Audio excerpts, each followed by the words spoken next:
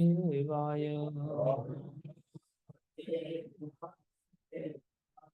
ओम नमो भगवते वासुदेवाय। नारायणं नमस्कृत्यं नरं चैव नरोत्तमं देवीं सरस्वतीं व्यासं ततो जयमुदीरये। नष्टप्रायेषु भद्रेषु नित्यं भागवत सेवया भगवती उत्तम श्लोके भक्तिर्भवती नैष्ठिकी। श्रीमद् भागवतम स्कंदो अध्याय 4 श्लोक संख्या 24। नमस्तस्मै भगवते वासुदेवाय वेदसे पपुर्ज्ञानमयं सौम्या यत्मुख अम्बुरो आसवम्। नमस्तस्मै भगवते वासुदेवाय वेदसे अपुर्ज्ञानमयं सौम्या यत्मुख अम्बुरुः आसवम्। नमस्तस्मै भगवते वासुदेवाय वेदसे अपुर्ज्ञानमयं सौम्या यत्मुखाम्बुरुः आसवम्। अनुवाद में वासुदेव के अवतार श्रील व्यासदेव को सादर नमस्कार करता हूँ, जिन्होंने वैदिक शास्त्रों का संकलन किया। शुद्ध भक्तगण भगवान के कमल सदृश मुख से टपकते हुए अमृत उपमम दिव्य ज्ञान का पान करते। ओम अज्ञानं तिमिरन्धस्य ज्ञानाञ्जनशलाकया चक्षुरुन्मीलितं येन तस्मै श्रीगुरुवे नमः। श्री चैतन्य मनोविष्णु स्थापितं येन भूतले स्वयं रूपनामं ददाति स्वपदान्तिकम्। वन्देऽहं श्रीगुरुं श्रीयुतापदकमलं श्रीगुरुन् वैष्णवांश श्रीरूपं सागरजातं सहगना रघुनाथान्वितं तं सजीवं सान्द्वैतं सावधूतं परिजनसहितं कृष्ण चैतन्य देवं श्री राधा कृष्ण वनां सहगन ललिता श्री विशाखान्वितांश। हे कृष्ण करुणा सिंधु दीनबंधो जगतपते गोपेश गोपीकांत श्री राधा कांत नमस्तुते। भक्त कांचन गौरंगी राधे वृंदावनेश्वरी वृषभानुसुते देवी प्रणमामि हरिप्रिय।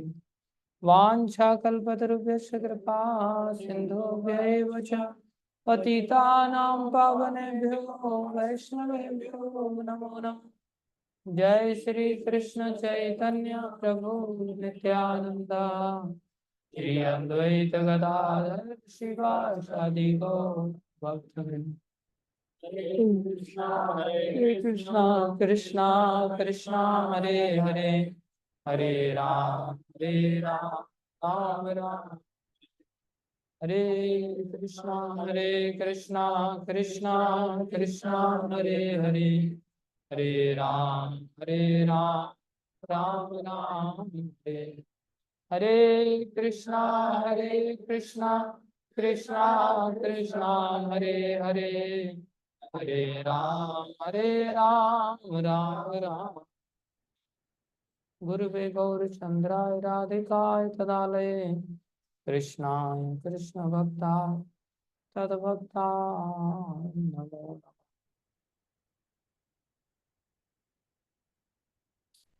हरे कृष्णा। तात्पर्य अर्चनी वंदनी प्रातः स्मरणीय जगतगुरु श्रील प्रभुपाद जी द्वारा श्रील प्रभुपाद की गुरु वैष्णवों की दया से प्रभुपाद जी हम सबको क्या समझा रहे हैं, कृपा करके ध्यान से सुनते हुए हम सब समझने का प्रयास करें।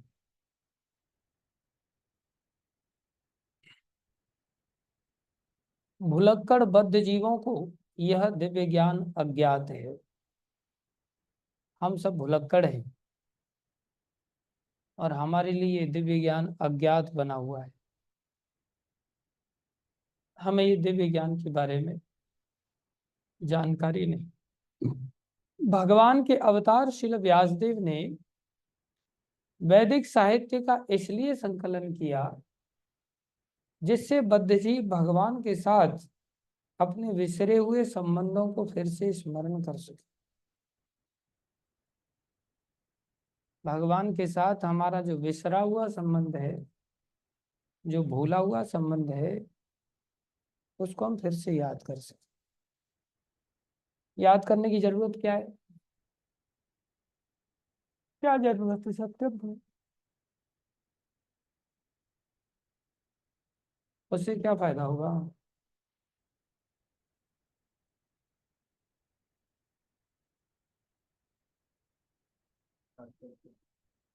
क्या होगा?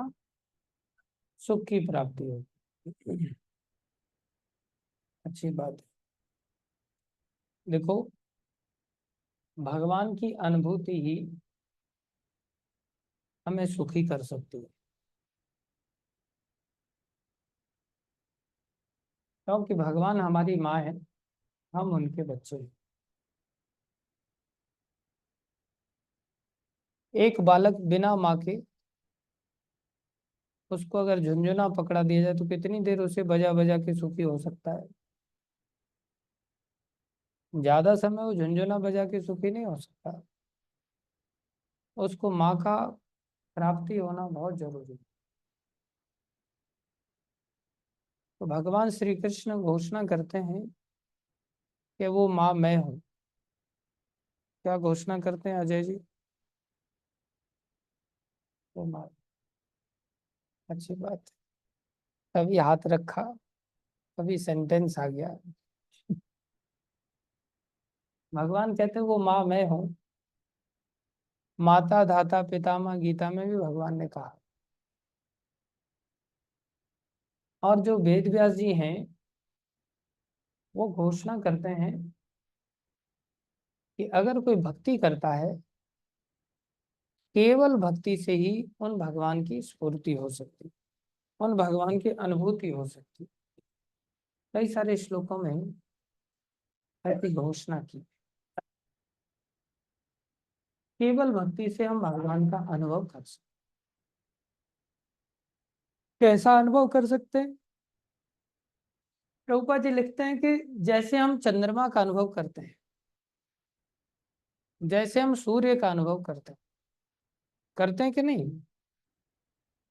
किसी को भी बता सकते हैं ये चंद्रमा है, ये सूर्य है। ऐसी अनुभूति हम भगवान की कर सकते।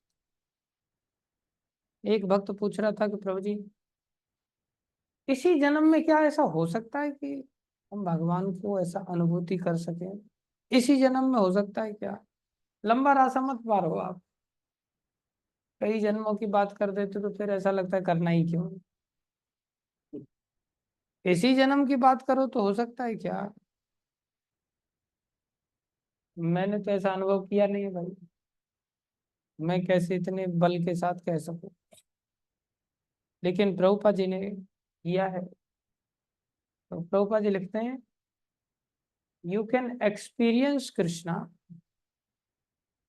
You can eat with Krishna, you can experience Krishna face to face, you can talk with him, you can eat with him, you can dance with him। आप उनके साथ नाच सकते हैं, खेल सकते हैं। And in the very same life, उसी जीवन में, एक ही जीवन में हम भगवान का ऐसा अनुभव कर सकते हैं। प्रभुपाद इतने विश्वास के साथ बोल रहे थे ना, क्योंकि वो ऐसे अनुभवी संत हैं, तो ऐसा बोलेंगे ना, उन्होंने वो अनुभूति किया है। ये अनुभूति अलग अलग स्तर पर होती है। जब व्यक्ति भक्ति करता है, और भक्ति मतलब भगवान का नवदा भक्ति, श्रवणम, कीर्तनम, विष्णु स्मरणम, पाद सेवनम, अर्चनम, वंदनम, दास्यम, साख्यम, आत्मनिवेदनम। इसमें सबसे पहले कथा सुनता है, और फिर उसका कीर्तन करता है, नाम की महिमा सुनता है, और नाम का कीर्तन करता है। फिर तीसरा स्तर आता है, उसको कहते हैं स्मरणम, स्मरण करता है। और फिर स्मरण करते करते करते इतनी कथा अधिक सुनने लगता है, इतना ज्यादा कीर्तन करने लगता है, तो उसका स्मरण बढ़ने लगता है। और बढ़ते बढ़ते एक ऐसे स्तर पर आ जाता है कि वो अखंड स्मृति पर आ जाता है। क्या करता है? अखंड स्मरण। और जैसे अखंड स्मरण होने लगेगा, वैसे ही उसको स्फूर्ति होगी। क्या होगी? स्फूर्ति होगी। स्फूर्ति मतलब हृदय में वो भगवान को देख पाएगा अखंड स्मरण के बाद। कैसे देखेगा? थोड़ी देर के लिए, क्षण भर के लिए अचानक से उसको ऐसा अनुभूति होगी, जैसे अचानक से बिजली चमक जाती है ना, ऐसे अचानक से कोई बंसी की आवाज कान में चली जाएगी, और वो बंसी की आवाज इतनी आकर्षक होगी, फिर वो आदमी खोजेगा किधर चली गई वो बंसी। सुना है किसी ने? किसी ने सुनी है क्या बंसी की आवाज? नहीं सुनी। ऐसी अचानक से घुंघरुओं की आवाज कान में आ जाएगी, वो बड़ी दिव्य घुंघरुओं की आवाज होगी। ये नहीं कि रेडियो चला दिया और उस पर घुंघरुओं की आवाज वाला गीत कोई चल रहा है, वो नहीं। अभी तो हमारे लिए ऐसा लग रहा है जैसे भैंस के सामने बीन बजाने जैसा हिसाब है, तो घुंघरुओं की आवाज दिव्य कैसी होती है। अच्छा, ऐसा भी होता है। ऐसा भी होता है। सुनने में ही ऐसा बोर मारता है कई बार कि गप मार रहे हैं। ऐसा कैसे हो सकता है? भगवान का पीताम्बर अचानक से दिखाई देगा कभी,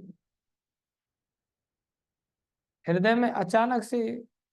हाँ, चकाचौंध होती है ना एकदम से, ऐसे हृदय में अचानक से कभी स्फूर्ति आ सकती है। से क्षणिक स्फूर्ति कहते हैं इसको, लेकिन ये भी आसान नहीं है। अखंड स्मरण किसी का हो गया, हम बताओ हमारा स्मरण कैसा होता है? अखंड स्मरण है या अखंड विस्मरण है? क्या स्थिति है? विस्मरण अखंड है, थोड़ी देर के लिए भी स्मरण नहीं आता। भगवान की शरण में भी जाते हैं तो भगवान की स्मृति भी अपनी कामनाओं के लिए करते हैं, भगवान के लिए थोड़ी करते हैं। तो जैसे तैसे करके भी कोई करे, अखंड भगवान के साथ संबंध ही नहीं जुड़ पाया ना। ऐसा ज्ञान ही नहीं है जीव को। जीव को बस एक ही ज्ञान है, मेरी बहन की शादी नहीं हो रही है, मेरे पिताजी की टांग टूट गई है, मेरी माँ बीमार पड़ गई है। यही सब चीजों का ज्ञान है संसार में जी, इन्हीं चीजों से संबंध है उसका, भगवान से संबंध ही नहीं। नरसिंह मेहता का भगवान से संबंध था। उनके बच्चे की शादी हो रही है नहीं हो रही है, उनको कोई फर्क नहीं पड़ रहा था। कोई शादी वाला आया तो भगवान को बोले आप हाँ करो, तो फिर मैं हाँ कर देता हूँ, नहीं करना है तो आपकी इच्छा। कैसा संबंध था? अभी तो हम बीवी बच्चों के लिए रोना रोते रहते हैं, पैर कबर में चला गया है। उनका अखंड स्मरण है। गलत कह रहा हूँ भगत जी, बताइए। हाँ, उन लोगों का स्मरण अखंड है। नाम भगत जी है। लेकिन किसके भगत जी हैं? संसार के भगत जी हैं।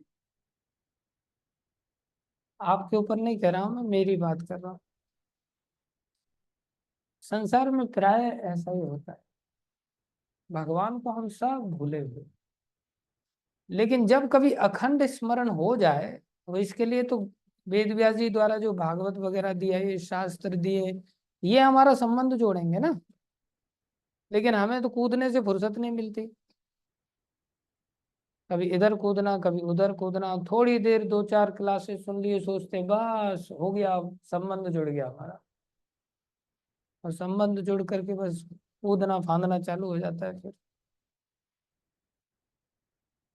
इसलिए जब अखंड स्मरण होता है, तब भगवान की स्फूर्ति होती है। अब विचार करो कितनी दूर है दिल्ली, हृदय में स्मरण, हृदय में स्मरण होगा, फिर अचानक से दिखाई देगा पत्नी की साड़ी, गोटेदार साड़ी दिखाई देगी। वो वाली साड़ी किधर चली गई, फिर फोन करके पूछेगा, वो कभी पहनती हुई दिखती नहीं हो तो। बोले वो वाला मंगलसूत्र किधर चला गया, अचानक से स्मरण में आ जाएगा। है कि नहीं? अब मैंने वो हीरे वाली अंगूठी ला के दी थी, वो किधर चली गई, उंगलियों में अंगूठी नहीं दिखाई दिखाई दे, ये है ना, अरे ये तो है, दूसरी वाली किधर चली गई? बेच दी वो लोग तो। व्यक्ति को संसार में अखंड स्मरण जिसके साथ संबंध है उसी का होता है भाई। संबंध भगवान के साथ अगर जुड़ जाए तो भगवान का स्मरण, और वो भी अखंड हो जाए, तब स्फूर्ति होती है। और स्फूर्ति के बाद फिर मन में स्फूर्ति होगी। मन फिर भगवान का आंख बंद करके निरंतर भगवान की लीलाओं को देख सकता है। नित्य स्फूर्ति कहते हैं उसको। एक क्षणिक स्फूर्ति हुई अखंड स्मरण के बाद, उसके बाद जब आदमी आराधना में लगा रहता है तो नित्य स्फूर्ति, अंतःकरण। और उसके बाद उसको फिर साक्षात स्फूर्ति होती। ये क्रम है। हमको लग रहा है, हाँ, प्रहलाद जी के लिए जैसे नरसिंह भगवान खंबा फाड़ करके आ गए, और मेरे को तो मंदिर से भी नहीं आ रहे हैं। वहां बरामदे का खंबा फाड़ दिया, और मैंने तो मूर्ति ला करके रखी, उसमें से भी नहीं आ रहे हैं। मैंने बोला कि कष्ट कम होगा आपको खंबे फाड़ने में, इसलिए मूर्ति ला के रख दी, लेकिन मूर्ति से भी प्रकट नहीं हो रहे। कैसे प्रकट होंगे? क्या हमारा अखंड स्मरण है? विचार करें तो खाने का अखंड स्मरण का भी बना रहता है, संसार के हर कार्य का अखंड स्मरण बन जाता है, भगवान का नहीं। एक दिन मोबाइल छूट जाए, देखो कैसा अखंड स्मरण बन जाता है फिर। और एक दिन माला छूट जाए, ऐसा बनता है क्या? जितना था वो भी चला जाता है गांठ का, माला की दया से जो हो रहा था। फिर बोले भक्ति की शक्ति तो इतना बताया वेद व्यास जी ने कि तुष्टि पुष्टि क्षुधा निवृत्ति। बोले भक्ति का अनुभव ऐसा नहीं है कि आज करोगे कल होगा, आज भक्ति किया कल अनुभव होगा, ऐसा नहीं है। आज करोगे तो आज ही अनुभव हो जाएगा। तो बोले ऐसे कैसे आपने कह दिया? आज कर रहे हैं, फिर कब अखंड स्मृति होगी, फिर कब जाकर के आगे क्या होगा? अखंड स्मृति के बाद क्या होता है? हाँ,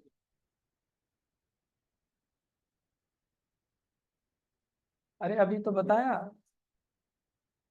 क्षणिक स्फूर्ति साक्षात देर से होगी भैया, भाई साक्षात पर मत जाओ।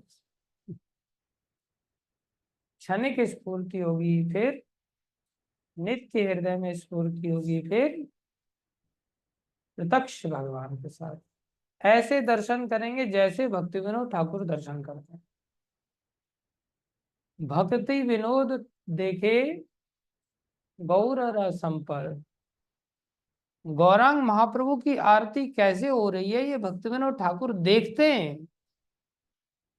जबकि चैतन्य महाप्रभु के काल में प्रकट नहीं हुए, चैतन्य महाप्रभु से बहुत बाद में प्रकट हुए, सैकड़ों वर्ष बाद प्रकट हुए, और चैतन्य महाप्रभु की सारी लीला देख करके वो गा रहे हैं। ये स्फूर्ति है, मजिस्ट्रेट है वो संसार में देखा जाए तो भी अखंड स्मृति और भगवान का साक्षात्कार कर। गौर किशोरदास बाबा जी महाराज से भक्ति सिद्धांत सरस्वती गोस्वामी महाराज दीक्षा लेने के लिए गए, तो गौर किशोरदास बाबा जी कहते गौरांग महाप्रभु से पूछ के बताऊंगा मैं दीक्षा देनी है कि नहीं देनी। कैसा गहरा संबंध है उनका। बोले आपने पूछा, आए तो थे महाप्रभु, कीर्तन वगैरह नृत्य वगैरह सब कुछ हुआ, लेकिन मैं भूल ही गया। और जिसको दीक्षा लेनी होती है वो सोचे कैसी बात कर दी आपने, इतना इम्पोर्टेंट इश्यू आप भूल गए। अरे भगवान का रमण इतना अच्छा है, भगवान का नृत्य इतना अच्छा है, भगवान का कीर्तन इतना अच्छा है कि वैष्णव लोग उसमें डूब जाते हैं। जैसे हम लोग कहते हैं ना, अरे जब करना था आज वो भूल ही गया। हमारे लिए संसार का रमण इतना अच्छा है कि आदमी संसार में डूब जाता है। मौत सिर पर सवार हो जाती लेकिन भूला रहता है। आचार्य लोग संसारी कार्यों को भूल जाते हैं, हम लोग भक्ति के कार्यों को भूल जाते हैं। वो लोग तो साक्षात अनुभव करते हैं।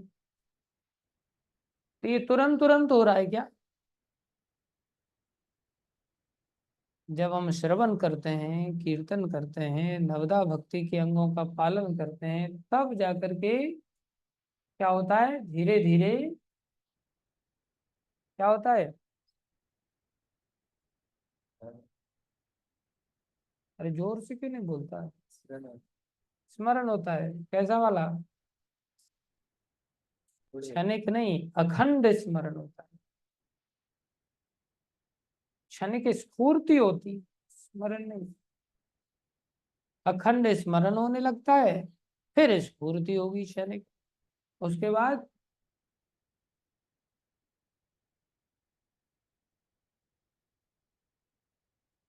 नित्य स्फूर्ति होगी। अंदर भगवान का निरंतर दर्शन करें, जैसे ध्रुव जी दर्शन करें। पहले ध्रुव जी अखंड स्मरण की स्थिति में जैसे ही आ गए तो उनको आकाश में बहुत सारे दिव्य लोग दिखाई देने लग गए।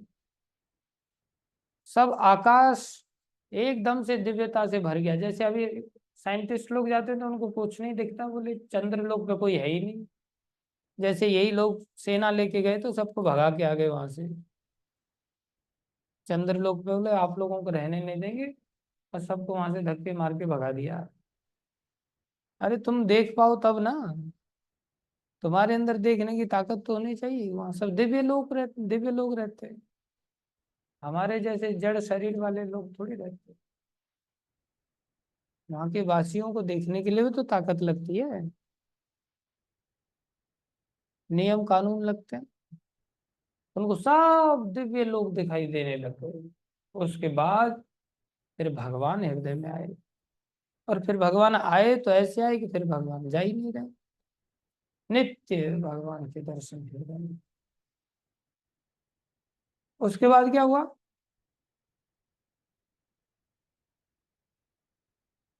साक्षात भगवान दिखाई दिए कि नहीं ध्रुव जी को? फिर साक्षात भगवान दिए, उनको जाकर के लिपट गए, उनके साथ बातचीत किया, सब कुछ साक्षात किया। हमको ये सब गप नजर आता है, ऐसा भी होता है, सब होता है, लेकिन हमें भरोसा होना चाहिए। भरोसे को ही श्रद्धा कहते हैं। ये श्रद्धा कथा सुनने से आती है, इन ग्रंथों को श्रवण करने से आती है, और कोई उपाय नहीं। लेकिन कोई प्रश्न करे कि भक्ति में तो ऐसा कहा गया कि जैसे भोजन करते हैं अभी, अभी भोजन किया तो अभी तुरंत भोजन करते ही अंदर से तुष्टि आएगी, संतुष्टि फील होती है कि नहीं एक एक गिलास पर। आज भोजन किया और कल ऐसा फील होगा आज पेट भर गया, ऐसा होगा क्या? आज खाया तो पेट भर गया, ऐसा अनुभव कब होगा? आज ही हो जाए। तुष्टि, तुष्टि मतलब मानसिक तुष्टि। और पुष्टि, पुष्टि मतलब ताकत। जो लुंज पुंज शरीर था उसमें क्या आ जाएगी? ताकत आ जाएगी। होता है ना, एकदम से ऐसा लगता है बस बल बुझने ही वाला है, बोले अब कुछ नहीं हो रहा है। कंस्ट्रक्शन का काम चल रहा होता है, लेबर सुबह से शाम तक काम करके थक चुकी होती है, थोड़ा सा ही लेंटर डलना बाकी रह गया होता है, और फिर समय सीमा ओवर टाइम में चली जाती है। फिर आदमी एक एक तसला बड़ी मुश्किल से, तू ले जा, वो कहता है तू ले जा। फिर इतनी देर में मालिक समोसे लेके आ जाता है गर्मा गर्म जलेबी के साथ, और जैसे ही खाते हैं तसले धड़ाधड़ डलने लगते हैं, फिर समोसे को देखते ही आगे आगे आगे डलवा दो भाई, डलवा दो, थोड़ी सी ताकत लगा के। अच्छा पहले खिला दो फिर डलवा देंगे, तो खा लेते हैं, एकदम से डल जाता है। क्या आ गया फिर उनको? पुष्टि, ताकत आ गई। उसके बाद क्या हुआ? क्षुधा निवृत्ति, अंदर की भूख मिट गई। पहले मानसिक तुष्टि हुई थी, उसके बाद पुष्टि हुई, उसके बाद क्षुधा निवृत्ति। तो बोले भगवत भक्ति से, बोले ऐसा ही अनुभव होगा। भक्ति करने वाले को आज किया तो आज ही अनुभूति होगी। तो बोले हमें तो अभी तक ऐसा कभी हुआ नहीं। बोले अखंड स्मृति के बाद होती हैं चीजें प्राय। जैसे गीता में भगवान ने बताया अखंड स्मृति में दो प्रकार की स्मृति आती है। एक तो केवल मेरी ही करो, एक तो केवल मेरी ही करो, किसी दूसरे की मत करो मेरे साथ में। अनन्य चिंतन, अनन्य चिंतयन्तो माम ये जना परे उपासते तेषाम नित्य अभियुक्ता नाम। उसमें नित्य अभियुक्त शब्द है। नित्य अभियुक्त मतलब निरंतर लगे रहने वाला। हम लोग निरंतरता की ओर नहीं बढ़ पाते। बोले तेषाम, कौन सा? एक तो अनन्य चिंतन करो और निरंतर करो। भाषण दे रहे हैं हम, लेकिन हमारे जीवन में ऐसा है नहीं। भगवान दो चीजों की डिमांड कर रहे हैं। तेषाम नित्य अभियुक्ता नाम, जो नित्य लगे रहते हैं, जो फालतू में टाइम पास नहीं करते मेरी तरह, जो केवल खाते समय नित्य जागृत हो जाते हैं, सोते समय बढ़िया टांग पसार करके सोते हैं, गप्पे मारने के लिए खूब टाइम ही टाइम है, हाँ ये करने की। बाकी माला के लिए एकदम से बेकार।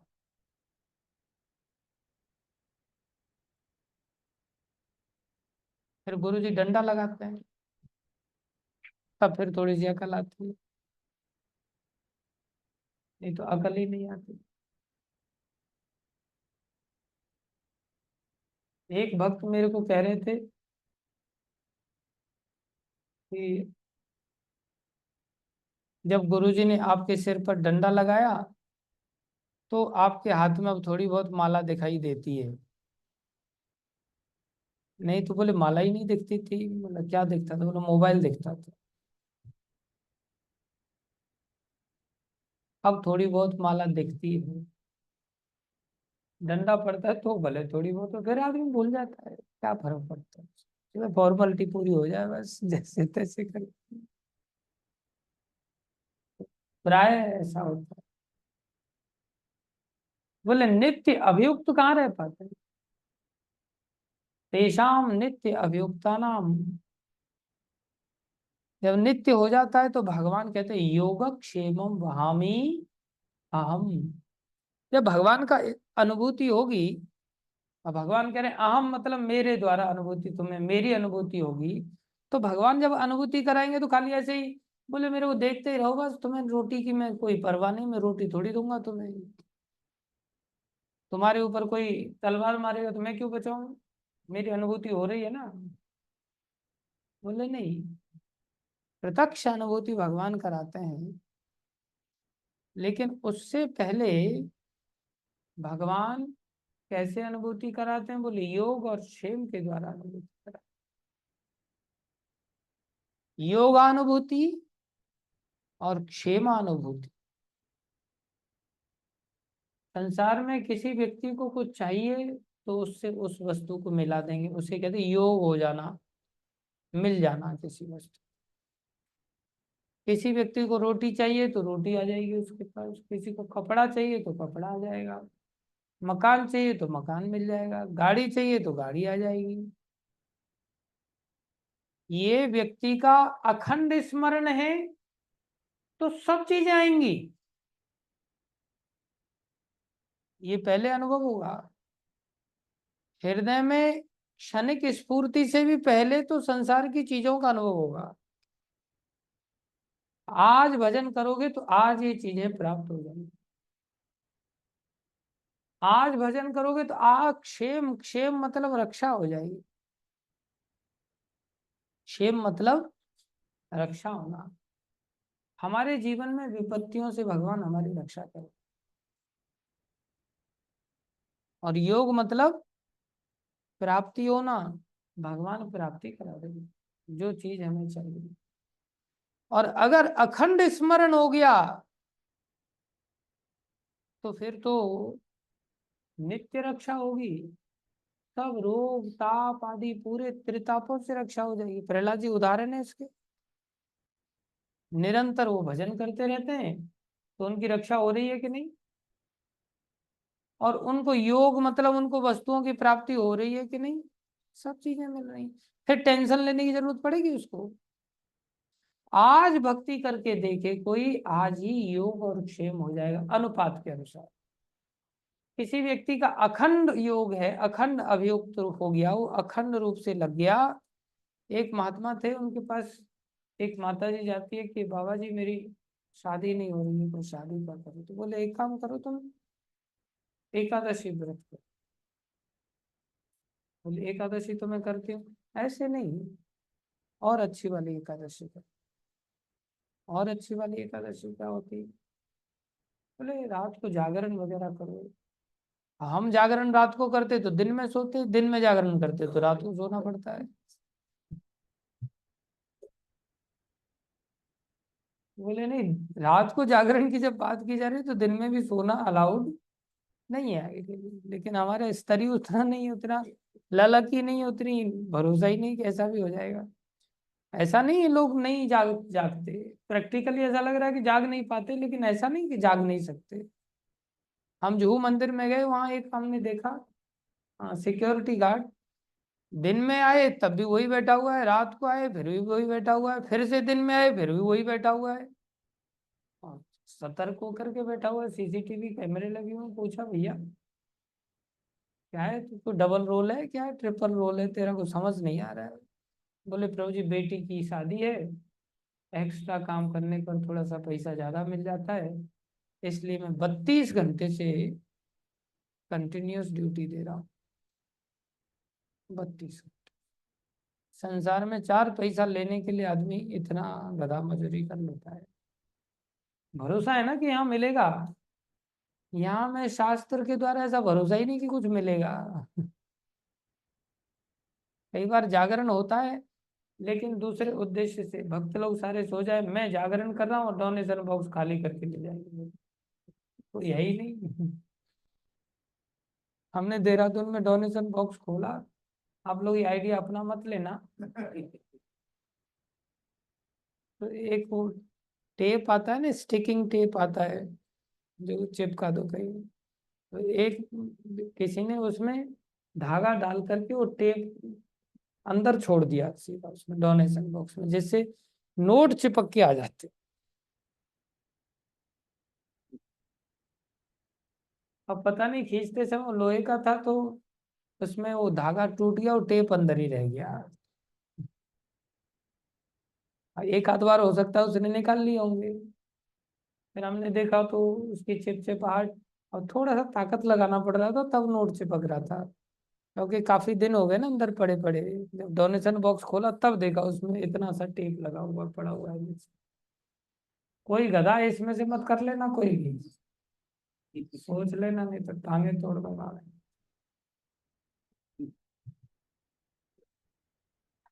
खुश, बहुत खुश हो रहा है तू, नहीं करेगा? अब पता चला अच्छा आइडिया मिल गया। ऐसा नहीं करना। तो जागरण करने के उद्देश्य अलग अलग होते हैं लोगों के। जागरण भगवान की खुशी के लिए ही किया जाए, और उसमें भी और निष्ठा के साथ किया जाए। कल एक भक्त को मैं प्रसाद दे रहा हूँ, प्रभु जी प्रसाद खा लिया, आज द्वादशी प्रभु जी मैं एक ही टाइम खाता हूँ। बोले दशमी के दिन भी एक ही टाइम खाता हूँ, द्वादशी के दिन भी एक ही टाइम खाता हूँ, एकादशी के दिन पूरा केवल जल पीता हूँ बस।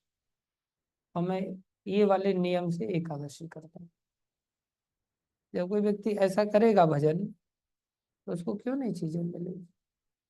तो लड़की ने बोला, तो उन्होंने बोला कि जागरण करना, अच्छा भजन करना, तपस्या करना। उन्होंने ऐसा भजन किया, ऐसे अमीर घर में शादी हुई कि दुनिया भर की गाड़ियों की लाइन लगी है उसके यहाँ पर। फिर अपने पति को लेकर के आई कई सारी गाड़ियों के साथ, बाबा जी आपकी दया से मेरी शादी बहुत बढ़िया घर में हुई। अच्छा बेटा। फिर वो कहती है बाबा जी थोड़ी चाय मिल जाएगी। पति चाय पीता है, बोले चाय तो आश्रम में मिलती नहीं है, और चाय चाहिए तो बेटा आश्रम में मत आना, तेरे को शादी करवानी थी, शादी हो गई, अब तू अपने घर ही रहना। फिर वापस आना मुश्किल हो गया उसको, आ ही नहीं पाई। संसार में बेवकूफ होते हैं ना, संसार में किसी को शादी की पड़ी रहती है, किसी को नौकरी की पड़ी रहती है, किसी को किसी और की पड़ी रहती है, फिर बाद में समस्याएं पैदा होती हैं। उससे अच्छा तो पहले ही भगवान को ही मांगो ना, जब कुछ चाहिए ही तो। भगवान की अनुभूति के लिए हम चेष्टा करें, उन्हीं से हम वास्तव में सुखी हो सकते हैं। तो योग क्षेम के लिए तो संसार में सब मर रहे हैं। भगवान की अनुभूति चलो भुला दो, कोई अनुभूति नहीं भी करना चाहे तो योग क्षेम के लिए तो प्रयास करें। योग क्षेम के दो तरीके हैं। जैसे किसी को अपना जीविका निर्वाह करना है तो एक तरीका तो चोरी करके ले आओ, वो पैसा मार करके आराम से रहो, एक तो ये तरीका है। दूसरा ईमानदारी से नौकरी करो, सेवा करो, जो तरीका लीगल तरीका है उससे अपना जीविका दे। ऐसे ही संसार के लिए अगर कोई व्यक्ति भगवान की आराधना करता है वो लीगल है आध्यात्मिक दृष्टि से, योग क्षेम करवाने की। और उस आराधना को छोड़ करके संसार में योगक्षेम के लिए, संसार में अगर कोई फैक्ट्री में काम कर रहा है, भाई चलो पुल बनाने हैं, मेरे को रोड छापना है, मेरे को रोड बनाना है, और उसके माध्यम से मेरी आमदनी है, सब इलीगल काम है ये सब आध्यात्मिक दृष्टि से, अगर गुरु जी ने आदेश नहीं दिया है। बुरा तो नहीं लग रहा पंकज जी आपको? सब काला धंधा है, संसारी दृष्टि से गोरा धंधा है, बाकी सब काले धंधे हैं। हाँ आदेश दे दिया जाए तो फिर कर सकते हैं, कुछ भी कर सकते हैं, ऐसे भक्त बन जाए। कोई सेवा दे दी जाए तो सेवा कर सकते, वो योगक्षेम वास्तविक योगक्षेम है। और यही अनुभूति सबसे पहले होती है, लेकिन ये भी अनुपात में होती है, जैसा अभियुक्त है, नित्य अभियुक्त है तो नित्य योगक्षेम हो जाएगा, और खंड खंड करके अभियुक्त है तो फिर खंड खंड करके योगक्षेम होता है। इच्छा हमारी हम क्या करना चाहिए, इसके लिए पहले संबंध भगवान से जोड़ना पड़ेगा। संबंध शास्त्र के ज्ञान से होता है, वेद व्यास जी की कृपा से होता है। हम वेद व्यास जी के ऋणी हैं, उन्होंने दया करके हमें ये दिया है अवसर, फिर भी हम ना इस अवसर को भुना पाए तो ये हमारी बेवकूफी है। इसलिए ऐसा मत करना मेरी तरह भुलक्कड़ बन करके कभी कभी माला हाथ में दिखाई दे, या माला ही न दिखाई दे, किताब ही न दिखाई दे। हाथ में या तो किताब हो, माला हो, बड़ी चर्चा हो, ये सब चीजें जीवन में होनी चाहिए। आप सब मेरे ऊपर भी कृपा करो, मेरा जीवन भी ऐसा बन जाए, नित्य अभियुक्त मैं कभी बन पाऊं जीवन में, और ये मनुष्य जीवन सफल हो जाए। श्रील प्रभुपाद की जय, भागवत महापुराण की जय, श्री गुरु महाराज की जय, अनंत कोटि वैष्णव वृंद की जय, आप सब भक्तों की जय। और भक्ति विनोद ठाकुर का जन्मदिन है, सब लोग 12 बजे तक व्रत रखेंगे, और भक्ति विनोद ठाकुर के लिए माताएं कुछ अच्छा बना सकती हैं, कुकिंग कर सकती हैं, और नित्य आप लोग आज के दिन लगे रह सकते हैं, जैसे हमारे उत्तम मोहन प्रभु लगे रहते हैं निरंतर भक्ति करने में। आप सब भी लग सकते। हरे कृष्ण। तो मेरी माला ला देना। अखंड स्मरण के बारे में बता देते हैं। तो एक साधक के जीवन भक्ति की स्टेज में क्या पहले आता है, शुद्ध नाम या अखंड स्मरण? क्या पहले आता है? शुद्ध नाम पहले आता है या अखंड स्मरण? शुद्ध नाम पहले आए, जब उसके अनर्थ कट जाएंगे, अनर्थ कट जाएंगे, अनर्थ होगी उसको।